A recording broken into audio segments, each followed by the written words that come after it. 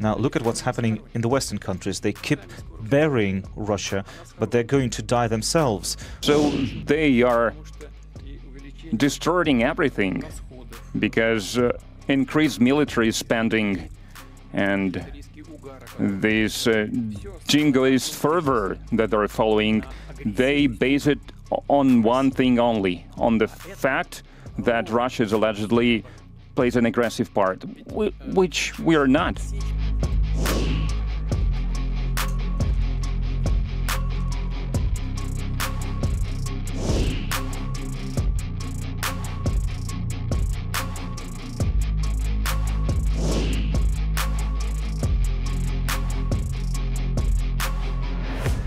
So they are distorting everything because increased military spending and this jingoist fervor that they're following, they base it on one thing only, on the fact that Russia is allegedly plays an aggressive part, which we are not, because they look back at the 2022 when the special military operation started, and that's their basis. But how did we approach that? No one speaking about that, but it all started with the fact that we were lied to, that we were deceived, that we were swindled about the NATO enlargement to the east, because the entire world is aware that Russia received promises that not an inch eastward. NATO is not going to enlarge to the east. Then one wave of enlargement, the second wave of enlargement. And we keep saying that security of one country or of a group of countries cannot be ensured at the expense of any other states. And there are documents signed to this tune. And then they kept expanding, and we were told, well, you should not be concerned, you should not be afraid, it's not a threat to you. And when we said that we do believe it's a threat to us, then they did not say anything in response. They just told us to go far away with our opinions. No one wanted to listen to our opinions, but we know better what is a threat to us. It's our right to define what's a threat to us and how big the threat is from one side or from the other side.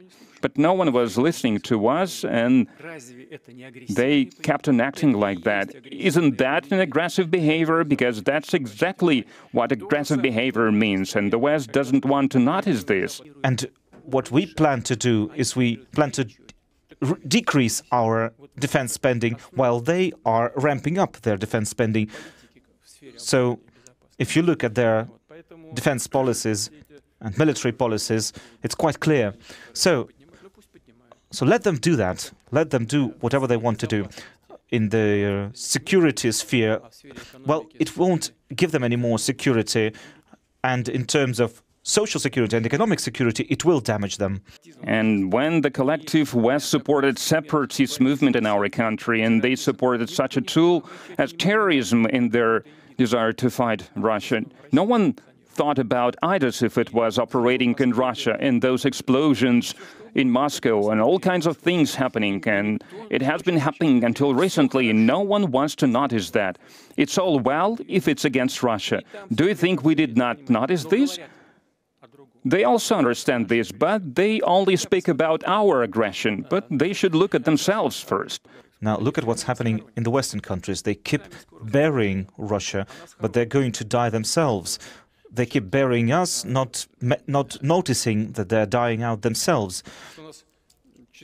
Look, we have 4.3% GDP growth last year, and the year before that 4.1%. This year, to fight inflation, we're going to see lower GDP, but across the Eurozone, it's 0.5% growth. In some of the largest economies in Europe, in Germany, in France, they're basically teetering on the brink of inflation. Or look at the armed forces. They keep telling us, everyone, that we are having some problems, that they need to inflict a strategic defeat on Russia. They keep saying that all the time. even today.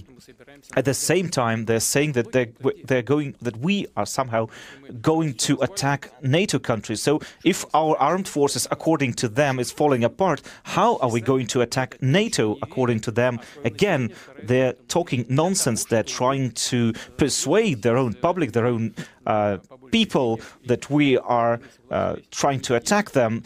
They do that because they want more money from their people, so they because they have to pay more and more in the public sphere, in the social sphere, while we use our money, our funds.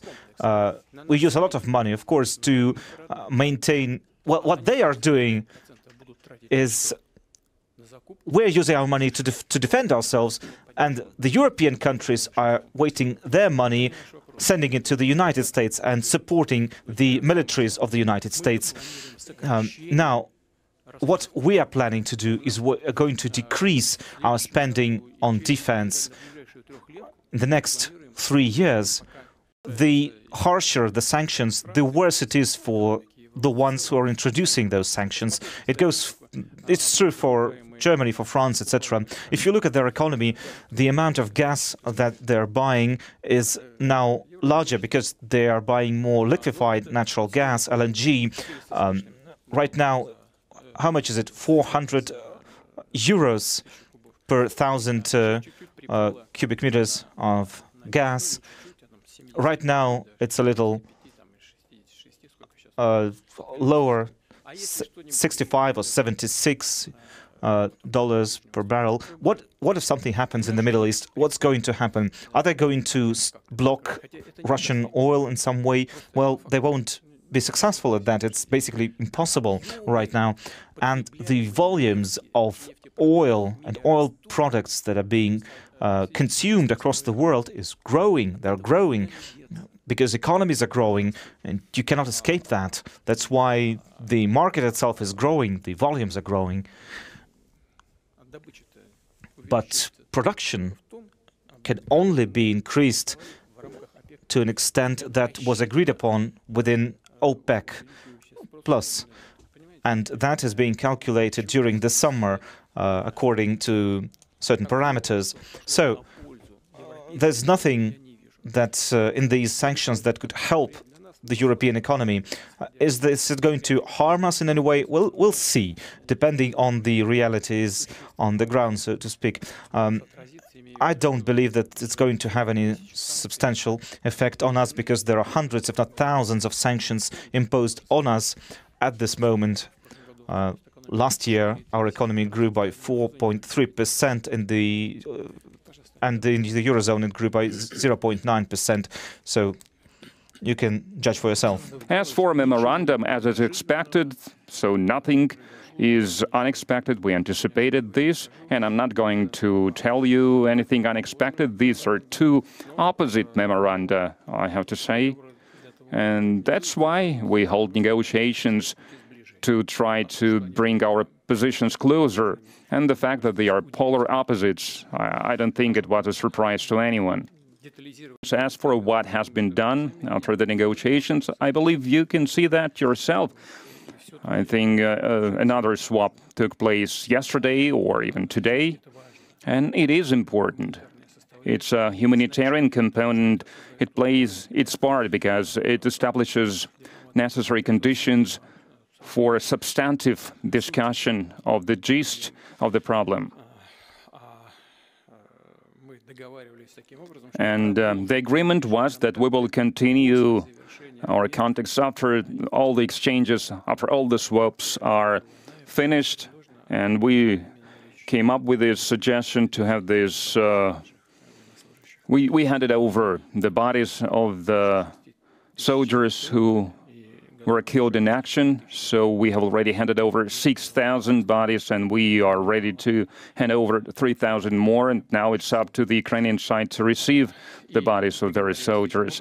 And we agreed in such a way that after this phase is over,